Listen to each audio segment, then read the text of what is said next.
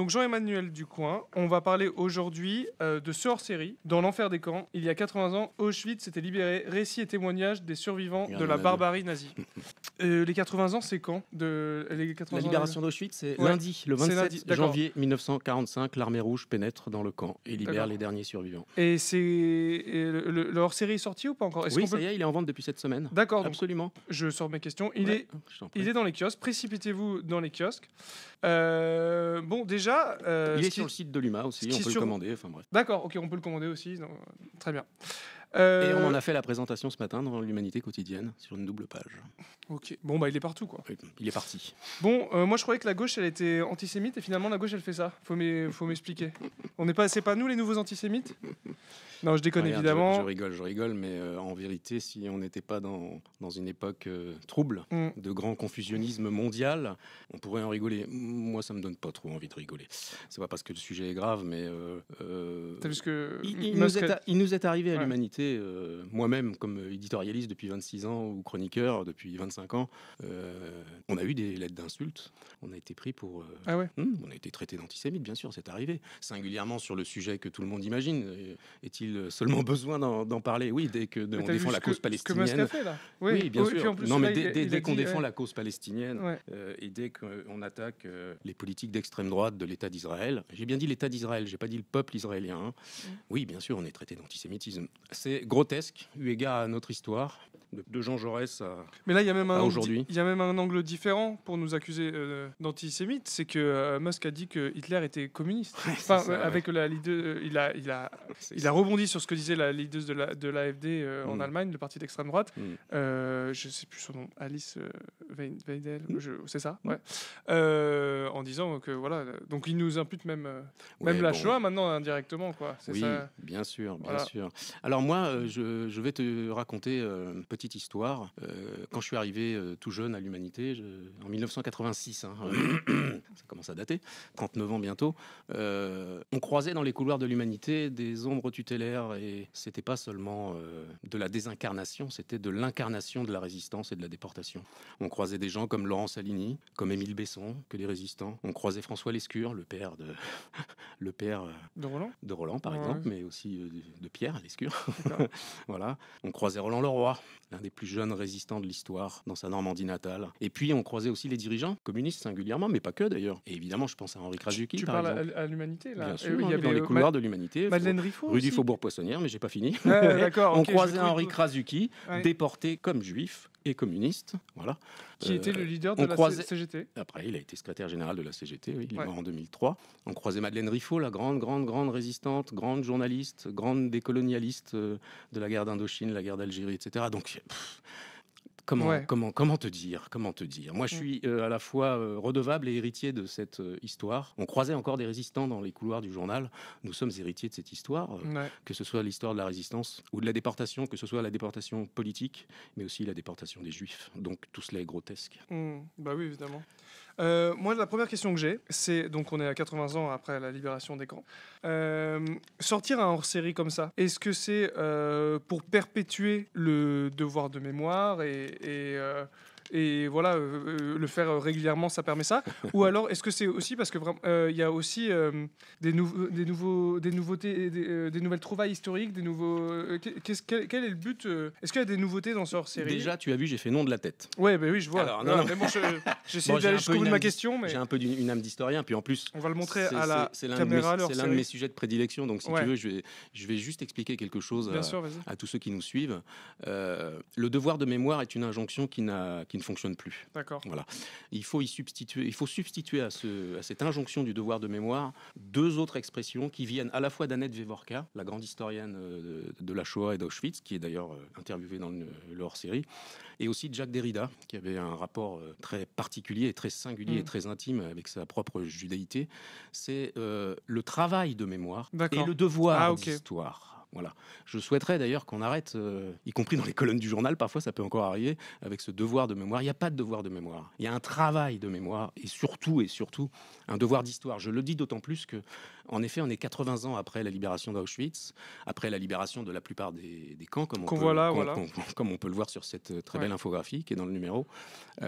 Et les derniers témoins disparaissent. D'ailleurs, nous, dans ce numéro, on a donné la parole à beaucoup de grands témoins. La plupart sont morts, évidemment, mais on voulait rehausser leurs paroles. C'est ça, On a pu les interviewer il y a 10 ans, il y a 20 ans, il y a 30 ans, Elie Wiesel. Voilà, on a une interview d'Elie Wiesel qu'on a voulu absolument republier dans ce numéro. Elle date de 1995 pour le cinquantenaire de la libération d'Auschwitz. En fait, toutes les pages en bleu que vous voyez là, c'est les pages de témoignages. C'est ça. Tu peux nous dire les témoins? Ouais, les témoins, et puis il y a Léon Ziegel, qui y sont, quoi. Il y a Léon Ziegel, déporté, Georges Chegui, déporté, Germaine Tillon. Alors Germaine Tillon, la grande anthropologue, qui était l'une des créatrices de l'association des Amis de l'Humanité, d'ailleurs.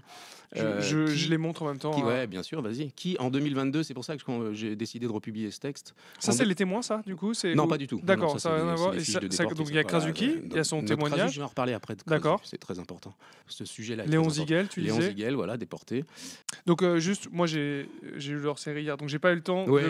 J'ai lu 2-3 articles, dont le témoignage de. Je vais juste parler de Germaine Tillon. Vas-y, je t'en prie. Puisque j'en profite. Qui est plus loin là? Elle est un peu plus loin, ouais. Tu me dis. Germaine Tillon, entre les deux tours. Tu me dis, elle est là. Après le 21 avril 2002, Le Pen au second tour, Jean-Marie Le Pen. Et elle prend la plume dans l'Humanité pour parler, évidemment, du détail de l'histoire. Voilà, elle-même déportée à Auschwitz. Elle a d'ailleurs écrit un opéra sur sa déportation, quelque chose d'incroyable. Donc je voulais absolument qu'on republie ce texte qui était un cri d'alarme. C'est dingue quand on y pense parce qu'on est 22 ans, 23 ans après. La situation s'est pas vraiment améliorée. C'était quoi son cri d'alarme du coup à l'époque déjà? Mais c'était pour dénoncer l'extrême droite. C'est en 2002, c'est ça? Oui, absolument. Au second tour de l'élection présidentielle. Après le 21 avril, elle prend la plume dans l'Humanité pour parler du détail de l'histoire de Jean-Marie Le Pen. C'est un texte court, brillant. Voilà, elle raconte son expérience à Ravensbrück et qu'on peut retrouver ici. Du coup. Hélas, 22 ans, 23 ans après, les choses ont empiré en ce domaine. Et en effet, on est encore dans le négationnisme de cette histoire. C'est juste terrifiant, absolument terrifiant. Du coup, son témoignage est republié, mais il y a des nouveautés. Alors, qu'est-ce qu'on a? On a alors justement, je sais que tu veux parler de la principale Krasuki. nouveauté, c'est Henri Krasuki. Alors là, je vais dire un grand merci à Christian Langeois, qui est son biographe. Je vous explique Henri Krasuki. Résistant, déporté à Auschwitz, rescapé. Voilà, Henri Krasuki, ancien secrétaire général de la CGT.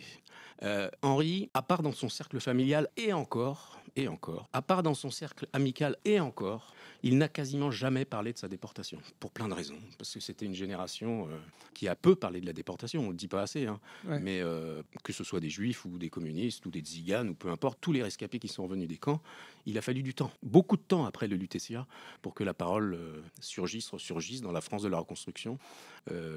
Henri était communiste, il a eu une grande carrière de syndicaliste, et il a parlé, à notre connaissance, avec Christian Langeois, son biographe, donc l'écrivain, il a parlé 2 fois vraiment de sa déportation. Une fois face à un journaliste de l'Humanité qui s'appelait Jean Moravski, qu'on recite dans l'article, mais brièvement, ça a duré 4 minutes. Une seconde fois sur France 3 à l'époque, FR3 à l'époque, pardon, France 3, où il parle de sa déportation 20 secondes en répondant à la question d'une journaliste, et il n'en a jamais parlé publiquement. Ça, c'est incroyable. Et puis Christian Langeois, il y a quelques années, il a écrit la biographie d'Henri Krasuki, et il y a évidemment, dans tout son parcours, il y a cette place absolument phénoménale de la résistance et de sa déportation. Et là, Christian a eu accès aux archives personnelles d'Henri, et donc nous, à partir de son livre, mais pas que, nous reproduisons dans cet article signé de Christian Langeois dans ce hors-série plusieurs passages des témoignages d'Henri Krasuki qui sont absolument émouvants. Je peux t'en citer un? Bien sûr, oui, vas-y. Je l'ai cité ce matin dans l'Humain, mais parce que Henri, c'est quand même incroyable. Je trouve que les quelques phrases que je vais vous lire résument son état d'esprit de l'époque. Le premier acte de résistance, même dans les pires conditions, est de conserver sa dignité, pouvoir se regarder dans les yeux des autres, se sentir soi-même plus fort que l'ennemi. Henri Krasuki. Notre action combattante et notre organisation, il parle de l'organisation à l'intérieur du camp. Oui, c'est ça. On en parlera. Il y avait de la résistance dans les camps, faut pas croire. Oui, c'est ça, et il y a un gros passage dessus, et c'est hyper intéressant. Notre action combattante et notre organisation n'avaient pas seulement pour but la survie des combattants, ce qui n'est pas négligeable, mais de tout faire pour nous évader, pour rejoindre le combat direct contre l'ennemi. Voilà, je trouve que ça résume parfaitement l'homme qu'était Henri Krasuki. Vous voyez, Tout faire pour nous évader, ému. pour rejoindre le combat direct Voilà, contre l'ennemi. c'est Ouais. ça. Et oui, il parle de comment il essayait avec donc des résistants polonais Absolument. d'organiser une évasion. Celui-là, Absolument. je l'ai lu. Ouais, tu vois, ouais, bah mais oui, oui, oui. mais, voilà, ça n'a pas C'est- abouti. c'est- Il s'est pas, il s'est pas évadé. Non, Non, été il n'a jamais a été réussi. libéré, Non, il a quoi. fait la longue marche après, Ouais. mais il est revenu vivant. Voilà.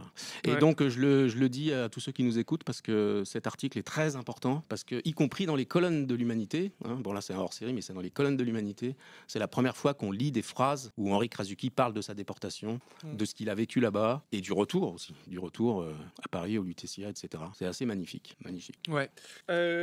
Toi, tu m'as dit quand on a parlé que tu allais tous les 10 ans. Ouais. Ah ouais, chouette. Alors c'est une histoire à la fois intime et enfin personnelle, je veux dire, et en même temps amicale. Et en fait, je vais à Auschwitz tous les 10 ans, donc depuis 1994-95, donc pour les 50 ans. En général, je prends la plume d'ailleurs dans les colonnes du journal pour raconter ce que j'y vois.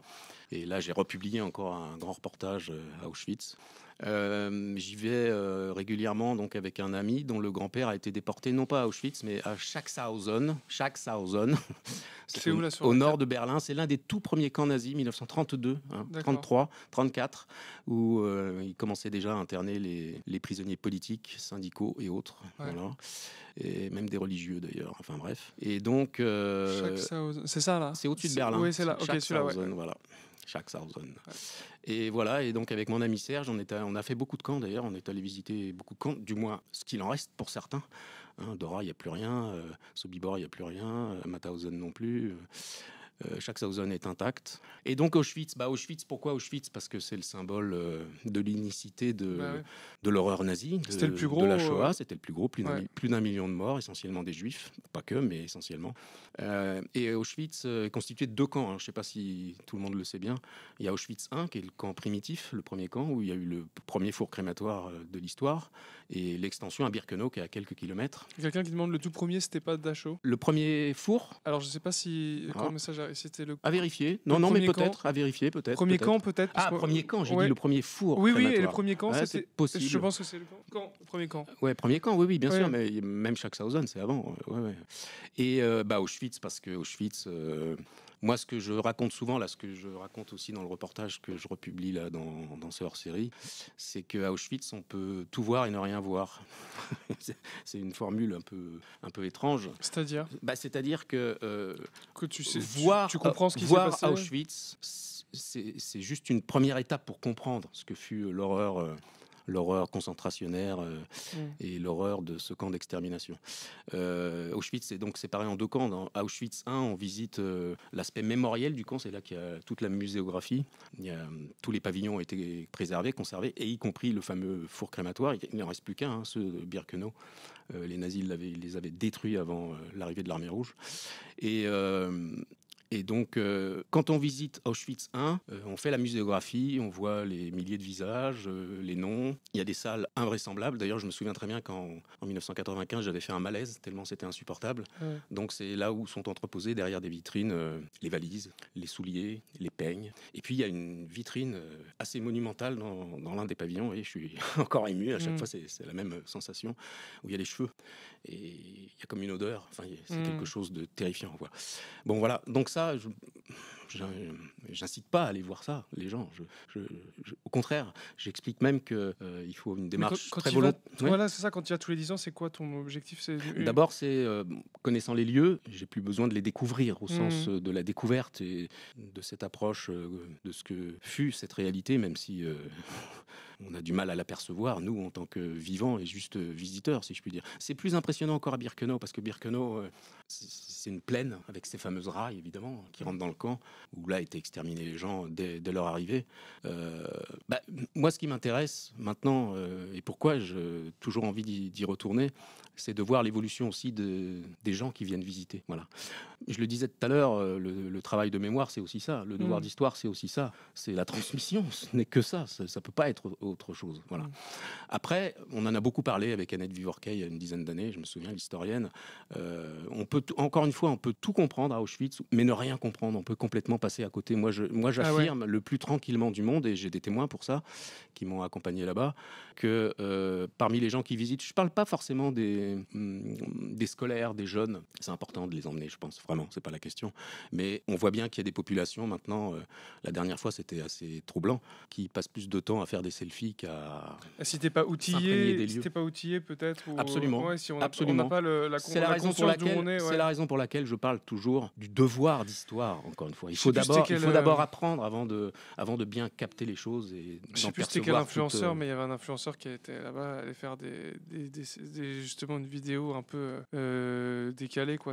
Enfin, je suis sûr que Dianis ou Mathilde doivent savoir. C'était peut-être Thibaut InShape, tu vois, une vidéo qui commence un peu genre on est à Auschwitz, tu vois, un peu un truc comme ça. Oui, on voit des choses comme ça. Ouais. Alors après, les gens qui disent Thibaut, on peut toujours se dire quand on est très optimiste dans la vie, et on est des engagés, sinon des enragés politiques, donc on a toujours de l'espérance. Hein, c'est la grande lignée jaurèsienne de Jaurès, hein, évidemment. On se dit qu'il reste toujours quelque chose, bien évidemment. Rien n'est vain. Quand on va à Auschwitz, même quand on n'est pas forcément à 100% dans ce qu'on peut percevoir ou comprendre, ou même de ce qu'on n'a pas encore appris, on se dit qu'il reste toujours quelque chose. Et de fait, par la force des choses, il reste toujours quelque chose quand on visite Auschwitz et Birkenau. On va continuer un petit peu à parcourir le numéro. Donc peut-être section par... Il y avait une page qui était intéressante, parce que en fait, quand tu la vois, tu dis, bon, je vais pas la lire, celle-là. Ah oui, je crois savoir de quoi tu parles. C'est la liste des convois. Exactement. Mais oui, alors tout à l'heure... C'est ça, parce qu'il y a un peu un truc où c'est aride, tu vois, c'est plein de petits numéros, tu dis, bon... Mais en fait, bien sûr. C'est juste le fait de l'avoir écrit et mis en avant 4 ans. Tu sais, c'est vers où que... Ça m'a demandé 3 jours de travail. Ah ok, c'est parce que c'était pas fait avant. Alors, en fait... Donc ça, voilà, c'est ce que je disais quand tu disais les nouvelles... Voilà. Le nouveau travail, il y a quand même des nouveautés, ça me permet de rebondir sur ça. Tout à l'heure, j'évoquais le fait que... Attends, juste, tu sais, c'est quelle page qu'on parle pas C'est à la fin du premier chapitre. D'accord. Excusez-moi, les gens. Non, c'est bon. 40. Page 40. Et là, j'arrive pas à voir, on est quelle page? Plus bas. Ok, d'accord. Plus bas. On est page 35. Encore. C'est juste voilà. là, du coup. On y arrive. Alors, en fait, voilà. Tout à l'heure. Alors là, on le voit pas, mais c'est une double page. C'est une double page. Voilà. C'est le recensement de tous les convois partis depuis la France entre 1942 et fin août 1944. C'est la première fois qu'on publie cette liste avec le nombre de déportés, le nombre de rescapés. Je le dis parce que c'est un gros travail. Alors évidemment, ça, par exemple, typiquement, cette liste, en 1985, on ne peut pas l'établir. Les historiens n'ont pas encore travaillé, recensé, etc. Pas assez, en tous les cas. Serge Klarsfeld n'a pas encore fait tout le travail qu'on lui connaît. Certains ex-tortionnaires nazis n'ont pas encore été arrêtés. Il n'y a pas encore eu le procès Papon en France, etc. Donc les historiens continuent de travailler. Alors les sources, là, c'est le mémorial de la Shoah, c'est les travaux de Serge Klarsfeld. Il y a un bout sur Wikipédia qui est assez bien foutu, parce que c'est le mémorial de la Shoah à Paris qui s'en occupe. Bon, bah voilà, j'ai voulu qu'il y ait absolument ce document qui est un peu aride, mais qui donne l'intégralité des convois.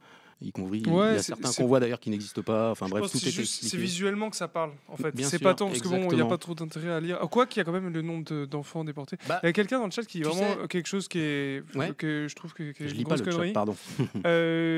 Qui dit mais là c'était. Mais bon, je pense que c'est intéressant que tu y répondes quand même pour désamorcer ce genre de conneries. Est-ce qu'on peut encore s'émouvoir de l'histoire des camps après Gaza? Je pense que vraiment c'est une grosse connerie. Comparaison n'est pas raison. Oui, et puis surtout. Après, je pense que c'est antisémite de faire justement ça pour le coup de comparer la déportation des Juifs en 40 avec le gouvernement israélien et des soldats israéliens qui font ces massacres à Gaza. C'est faire un lien antisémite juste parce que leur seul point commun serait de dire qu'ils sont juifs et donc qu'on peut pas s'émouvoir du sort de juifs morts il y a 80 ans parce qu'il y a des Israéliens d'extrême droite qui font ça. Bien sûr, pas mieux, aucun rapport. Alors, mais évidemment, moi je vais pas nier ici ce micro, évidemment qu'il n'y a pas un caractère génocidaire dans ce qui se passe depuis les politiques d'extrême droite des différents gouvernements israéliens. Évidemment, c'est pas la question. Mais on parle pas de la même chose. Là, et puis on doit surtout avoir de l'humanité et de la compassion. Oui, et puis pour les deux. Et encore une fois, c'est pas pour faire valoir les grands historiens ou les grands philosophes qui ont traversé le XXe siècle et le début de ce XXIe siècle. C'est pas du tout la question. Mais quand même, encore une fois, on ne parle pas de la même chose. On parle là de crimes de guerre, de caractère génocidaire à Gaza, évidemment, bien évidemment, et l'humanité, on n'est pas les derniers à le faire savoir. Là, quand on parle d'Auschwitz, de Dachau, de Sobibor, de Mauthausen, etc., on parle de l'industrialisation, de la mise à mort, y compris d'un peuple totalement génocidé. Voilà. Je crois que il faut regarder l'histoire tranquillement. Il faut regarder l'histoire aussi qui se produit aujourd'hui en Palestine, bien évidemment, dans les territoires occupés et à Gaza. Mais au nom de Gaza, on ne peut pas nier la Shoah. Ça n'a aucun sens, ni historique ni humain. Et c'est pas l'histoire de l'humanité. Il faut le redire vivement. L'humanité a toujours été du côté des accablés, des pauvres et des martyrisés dans le monde. Oui, et puis il y a pas ne pas faire des liens comme ça. Je rappelle que Misak Manouchian a été panthéonisé. Ça a été le premier communiste de l'histoire à être panthéonisé, et son histoire est tragique, c'est le génocide arménien. Voilà. Donc il n'y a pas de, on peut pas au nom de Gaza, oui, en effet, avoir des comportements antisémites. Il faut Tout dénoncer. cela n'a aucun sens. Il faut dénoncer. En plus, l'humanité il faut a une constance dénoncer là-dessus. Mais bien c'est sûr, que évidemment, sur les nous sommes sur les totalement génocides légitimes. ou sur les génocides qui soient à Gaza ou la Shoah ou les Arméniens ou sur les guerres coloniales, Bien sûr, évidemment. l'humanité a toujours été claire là-dessus. Toujours clair. Et justement, toujours c'est clair. en étant clair sur chaque moment de l'histoire que la parole, elle sera entendue sur tous les sujets. Si justement il y a des sujets qu'on décide de dire, bah non, en fait, ça c'est pas celui qu'on veut mettre en avant, pas celui qu'on veut parler, on sera pas crédible sur d'autres. Bien sûr, bien sûr. Donc, bien sûr. Donc voilà, il ne doit y avoir aucune dérive antisémite quand on dénonce les politiques colonialistes et les politiques d'extrême droite de l'État d'Israël. Il faut le marteler, quoi. Ce n'est pas possible. Et d'ailleurs, c'est au nom de cette dénonciation des politiques d'extrême droite de l'État d'Israël qu'on est taxé d'antisémitisme. Donc c'est pas possible. Ça n'a aucun sens. Et d'ailleurs, encore une fois, je rappelle que mais combien de dirigeants, communistes, pour dire les choses clairement, étaient souvent des juifs. Ils ont été déportés pour ça aussi. Enfin, c'est quand même. Donc il faut pas tout mélanger, quoi. Non, et puis, oui, on est d'accord là-dessus, et je pense que l'humanité, là, je suis très corpo, mais vraiment, du coup, j'ai pu suivre aussi, évidemment, de l'intérieur comment on a couvert Gaza, et je pense que on a un des traitements les plus exemplaires, absolument, de loin dans la presse française, et on n'a jamais bégayé ou eu peur de dire le mot génocide. Exactement. Voilà, donc. Au nom de l'histoire, l'humanité est légitime, voilà. Ouais. Pour dénoncer tous les génocides. De quoi ? Ah oui, bon, ce qu'on a d'autre. Je suis toujours. On va peut-être repasser en plein. Bah non, tu vas me dire. Tu voulais que je te parle, tu voulais que je te lance sur Marie-Claude Couturier. Marie-Claude Vaillant-Couturier. Marie-Claude Vaillant. Oui, alors parce que. Et du coup, j'ai lu son témoignage. Attends, juste avant. Tu l'as lu ? Enfin, c'est pas son témoignage, j'ai lu son édition. Oui, et j'aimerais bien qu'on lise juste la première phrase, parce que la phrase en italique, c'est une citation d'elle, qui fait froid dans le dos. Attends, où est-ce qu'on. C'est page combien, tu sais ? Tout à la fin. Tout à la fin. 98. Une seconde, le chat, désolé.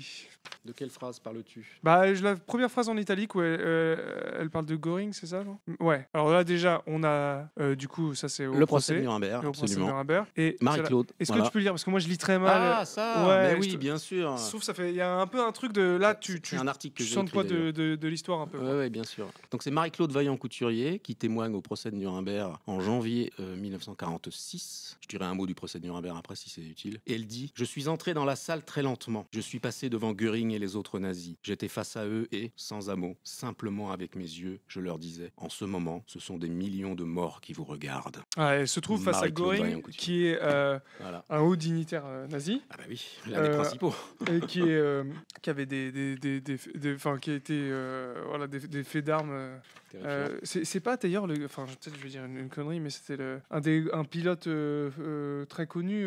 Il n'était pas connu pour ses capacités de pilote de l'air ou je sais pas quoi là. Göring ? Ouais, je ne sais pas. Parce que en fait j'ai regardé du coup qui c'était, et il me semble qu'il était certains comment tu sais le baron rouge ou je sais plus quoi. Ah non, c'est pas le même. C'est pas lui, non, d'accord. Non, ok, bon, je dis une connerie. Mais du coup, quand j'ai vu sa fiche Wikipédia, je pense qu'il était très respecté chez les nazis parce que c'était pendant la Première Guerre mondiale, il avait fait ses armes. Je signale que Göring au procès de Nuremberg est donc donc condamné à mort parmi plein d'autres. Et il est pendu le 16 octobre 46. Voilà, je le signale au passage. Voilà. Et du coup, bon, tu peux nous parler peut-être de... alors Marie-Claude Vaillant-Couturier. Alors pourquoi Marie-Claude Vaillant-Couturier? Bon, communiste, la femme de Paul Vaillant-Couturier qui est mort tragiquement avant la guerre. Il n'a pas connu cette époque sombre. L'ancien rédacteur en chef de l'Humanité. Marie-Claude est déportée à Auschwitz. Et donc, c'est d'ailleurs les accusateurs français qui réclament son témoignage. Pas comme communiste, mais comme déporté, bien évidemment. Et donc, elle témoigne. Et là, en reconstruisant ce hors-série, je me suis dit, mais quand même, pour comprendre la mécanique de la construction de l'hitlérisme avec toutes ces sphères, de l'arrivée d'Hitler au pouvoir jusqu'à sa chute, et jusqu'à la libération, lire l'audition de Marie-Claude Vaillant-Couturier, alors c'est un peu fastidieux, faut pas se mentir, mais là, c'est l'intégralité. C'est absolument fascinant, bouleversant. Pour tout dire, même, d'ailleurs, certains juges à Nuremberg l'avaient dit, c'était un choc, le témoignage de Marie-Claude. C'est pour ça que j'ai voulu que tu lises. Absolument C'est pour ça que j'ai voulu que tu lises la première phrase, parce que tu sens, tu captes direct une ambiance. En fait. Oui, bien sûr. Elle pose très bien le cadre. Et alors là, pour le coup, moi, j'assume ce choix. On assume ce choix à l'UMA. Donc, on publie l'intégralité de cette audition, qui est une pièce d'histoire absolue, mais vraiment absolue. C'est un peu fastidieux, mais une fois qu'on est dedans, c'est les questions-réponses. C'est vraiment une audition. Marie-Claude, matricule 31 685. Il y a quelqu'un qui demande si elle a fait pencher le procès par son témoignage. Non, mais non, bien sûr que non. Le procès de Nuremberg est, comment dire, plié d'avance. Les charges sont tellement lourdes. Je rappelle qu'au procès de Nuremberg, il y a des milliers de documents, des films, des témoignages qui ont été présentés au tribunal. 42 volumes comprenant plus de 30 000 pages. Voilà, un procès qui dure 10 mois et 10 jours. Il est long son témoignage. Et à Nuremberg, Nuremberg, c'était le haut lieu théâtral des grandes manifestations des nazis. T'as 8 pages. Donc c'était symbolique. Oui, bien sûr. C'est même plus que ça. Plus que ça, bien sûr, absolument. C'est l'intégralité. Franchement, c'est une pièce d'histoire. On aurait pu le publier en livre d'ailleurs. Il est dans le hors-série. On a le verdict après. Le verdict, les noms, les condamnés à mort, les pendus, enfin bref, tout quoi. Voilà. C'est une pièce d'histoire. Moi, on s'est dit à un moment donné, en y réfléchissant, que bon, ça prenait quelques pages en effet, mais c'était pour nos lecteurs, c'est quand même. C'est un monument d'histoire, tout simplement. Et encore une fois, la lecture, bon, ça prend 20 minutes, une demi-heure, c'est un choc. Vraiment, c'est un véritable choc. Non, mais leur série, justement, il est dense. Et puis, déjà, évidemment, il y a de quoi faire, mais surtout, c'est ça qui fait que je pense je sais pas ce qui va se faire, mais en tout cas, pour de la presse, ça se démarque, quoi. C'est vraiment fourni. Alors, on n'avait jamais fait un série. On a toujours fait des numéros spéciaux. Je m'en suis occupé de beaucoup, d'ailleurs, 2005, 2015, à toutes les dates anniversaires. C'est loin d'être un marronnier, mais enfin, c'est normal qu'on commémore ces moments d'histoire. Là, c'est les 80 ans quand même. Je signale que d'ailleurs, lundi, pour la date anniversaire de la libération d'Auschwitz, lundi 27, là, l'Humanité quotidienne consacre un énorme cahier aussi à la libération du camp et des camps et de ce moment important dans l'histoire humaine. Voilà, on fait notre job, quoi. Bah, c'est top. Il y a quelqu'un qui a sub. Merci Denis. Et j'avais une dernière question. Enfin, je sais pas si tu as d'autres trucs à dire sur leur série, n'hésite pas. Est-ce qu'il y a d'autres choses que... on a dit l'essentiel. Maintenant, il faut laisser la découverte. Je suppose que tu vas dire qu'il n'y a rien à louper, mais s'il y a peut-être autre chose à voir, un dernier truc. Oui, si, il y a le... Mais il y a toutes les questions, par exemple, les récits autour de la libération d'Auschwitz, etc. Il y a un article sur fallait-il bombarder Auschwitz ou pas, par exemple. Voilà, c'est des questions qui se posent encore 80 ans après. Pas plus tard qu'avant-hier, j'ai vu un documentaire sur Arte ou la 5, je ne sais plus, qui traite de cette question et comment les Américains et les Anglais ont failli bombarder et pourquoi ils ne l'ont pas fait, d'ailleurs, précisément. Probablement à tort, même si les historiens ne sont pas tous au clair sur ça. C'est pas évident. Non, mais l'historiographie, c'est jamais fini. Les historiens continuent de travailler. Il y a encore beaucoup de production. Il y a encore, voilà, etc. Donc, on pose beaucoup de questions sur...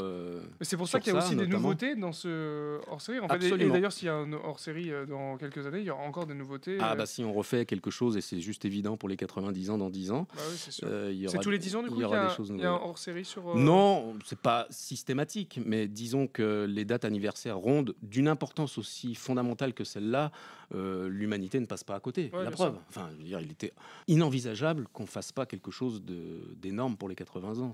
C'est juste évident. Et tu m'as demandé de poser cette question. Vas-y, Alors, je dis-moi. la Je posais. me souviens plus. Tu m'as demandé en quoi ce hors-série dit quelque chose d'aujourd'hui. Ah oui, bien sûr. Alors Bah, pourquoi tu m'as demandé de poser cette question? Non, parce que du coup j'ai pas eu le temps de tout préparer, mais non. Mais Alors, je vais sérieusement, biais- celle-là, je vais biaiser. Je ouais. vais biaiser. Vas-y, dis-moi. Et ça peut même être, si je puis dire, la conclusion de notre discussion. Je vais citer Fabien Gay, directeur de l'Humanité. C'est Ouais. c'est pas mal, non un bout de l'éditorial de On a Fabien le Gay, droit, parce que ça va boucler la on boucle. a le droit parce d'être que- corpo ici, vas-y. Parce que quand tu me parlais d'antisémitisme, j'ai rigolé en te disant que c'était vraiment pas drôle et qu'on vivait une période trouble. Que ça revenait, Voilà. ouais. Et ben, je peux citer Fabien Gay. Bah Allez, oui, bien je sûr, cite vas-y. Fabien Gay, On a le droit de citer le directeur de du journal, l'Humanité, voilà, c'est ça. sénateur. Et il écrit dans son éditorial, à la fin de l'éditorial, je cite la fin de l'éditorial de Fabien Gay, et vous allez tout comprendre, et c'est la conclusion.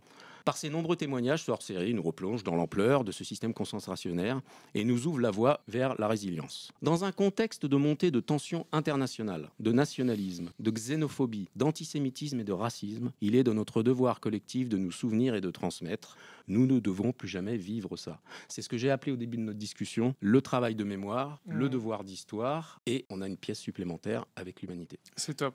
Bah écoute, merci beaucoup. Et fuck Trump. Trump. Et Musk. Et c'est Musk, et Musk, puis, ouais. et puis tout Vous ça. vous rendez compte quand même Puis vous vous rendez compte quand l'international même fasciste du moment quand même. Bah, d'ailleurs, j'ai Enfin, du écrit mon moment. bloc-notes de Ok. demain sur, évidemment, Elon Musk et son geste. Vous vous rendez compte quand même Le numéro 2 de la nouvelle administration, la tête des États-Unis, fait un salut nazi. Mm. Face caméra. Il aurait pu être Face presque. caméra. On est en 2025. Ouais. C'est fou, quoi. C'est fou, quoi. Mais non, c'était un salut romain. T'as pas compris? Bien sûr. Ouais. C'était peut-être un salut mussolinien, et ça change pas Ouais, grand-chose. Non, c'est pas faux. Merci beaucoup, Merci à toi. Jean-Emmanuel Decoing, d'être venu. On te retrouve dans les pages de l'UMA